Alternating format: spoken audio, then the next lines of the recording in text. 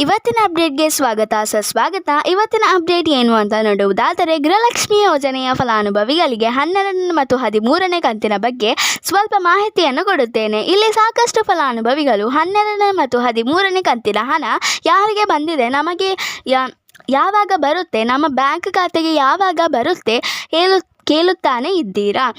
ಇದರ ಬಗ್ಗೆ ಸಂಪೂರ್ಣವಾದ ಮಾಹಿತಿಯನ್ನು ಕೊಡುತ್ತೇನೆ. ಅದಕ್ಕಿಂತ ಮುಂಚೆ ಯಾರೆಲ್ಲ ನಮ್ಮ ಚಾನಲ್ಗೆ ಸಬ್ಸ್ಕ್ರೈಬ್ ಮಾಡದೆ ನೋಡ್ತಿದ್ದಾರೋ ಪ್ಲೀಸ್ ನಮ್ಮ ಚಾನಲ್ಗೆ ಸಬ್ಸ್ಕ್ರೈಬ್ ಮಾಡುವುದನ್ನು ಮರೆಯಬೇಡಿ. ಇದಕ್ಕಿಂತ ಮುಂಚೆ ಯಾರೆಲ್ಲ ನಮ್ಮ ಚಾನಲ್ಗೆ ಸಬ್ಸ್ಕ್ರೈಬ್ ಮಾಡಿದ್ದೀರೋ ಅವರಿಗೆ ನನ್ನ ತುಂಬ ಹೃದಯದ ಧನ್ಯವಾದಗಳು. ಮೊದಲನೆಯದಾಗಿ, ಗೃಹಲಕ್ಷ್ಮಿ ಯೋಜನೆಯ ಫಲಾನುಭವಿಗಳು ಪ್ರತಿನಿತ್ಯನೂ ಕಮೆಂಟ್ ಮಾಡುತ್ತಾನೆ ಇದ್ದೀರಾ. ಮುಂಚಿನ ವಿಡಿಯೋದಲ್ಲಿ ನಾನು ತಿಳಿಸಿದ್ದೆ, ನಿಮಗೆ ಗೌರಿ ಗಣೇಶ ಹಬ್ಬಕ್ಕೆ 12 ಮತ್ತು 13ನೇ ಕಂತಿನ ಹಣ ಬಿಡುಗಡೆಯಾಗುತ್ತದೆ ಅಂತ ಹೇಳಿದ್ದೀರಿ. ಆದರೂ ನಮಗೆ ಹಣ ಬಂದೇ ಇಲ್ಲ.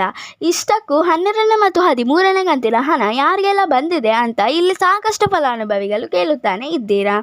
ಅದಕ್ಕೆ ಲಕ್ಷ್ಮೀ ಹೆಬ್ಬಾಳ್ಕರ್ ಮೇಡಮ್ ಒಂದು ಸ್ಪಷ್ಟನೆಯನ್ನು ಕೊಟ್ಟಿದ್ದಾರೆ.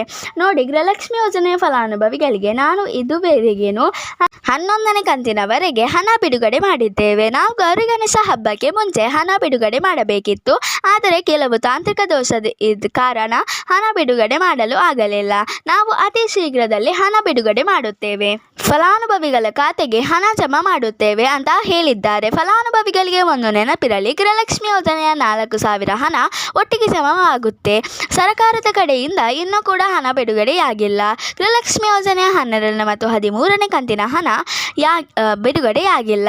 ನೀವು ಕೇಳಬಹುದು, ಗಣೇಶ ಹಬ್ಬ ಆಗಿ 2 ದಿವಸ ಆಯಿತು, ಇನ್ನೂ ಕೂಡ ಹಣ ಜಮಾ ಆಗಿಲ್ಲ.